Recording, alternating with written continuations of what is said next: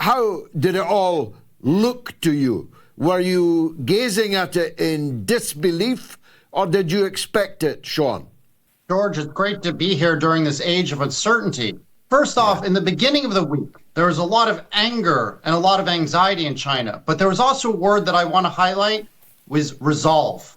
The Chinese people coalesced around Xi Jinping and the CPC and said, if Trump is going to slap 84% tariffs on us, if Trump is going to slap 125% tariffs on us, we are going to bind together and we are going to be a strong Chinese nation and push back very hard. I think Trump is getting very bad advice from people like Scott Bessent, the Secretary of Treasury, as well as Peter Navarro, his advisor on trade, because they think that the Chinese are going to bend their knee to Trump, and that's just not going to happen.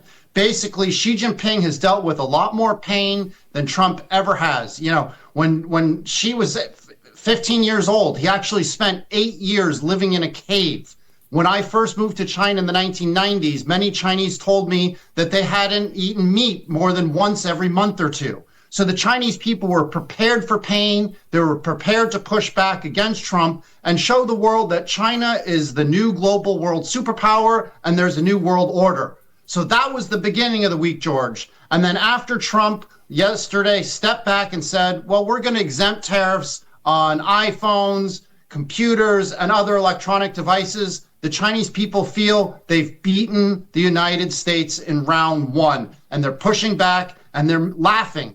They're laughing at Trump right now. One of the most popular memes in social media today is a picture of Donald Trump looking like a schoolgirl sitting on his bed saying, when will Xi Jinping call me? Why won't he call? And that's what's happening right now. So there was a lot of anxiety and resolve in the beginning of the week, but by the end of the week, there was a lot of happiness and a sense of relief that Trump wasn't going to go too far, George.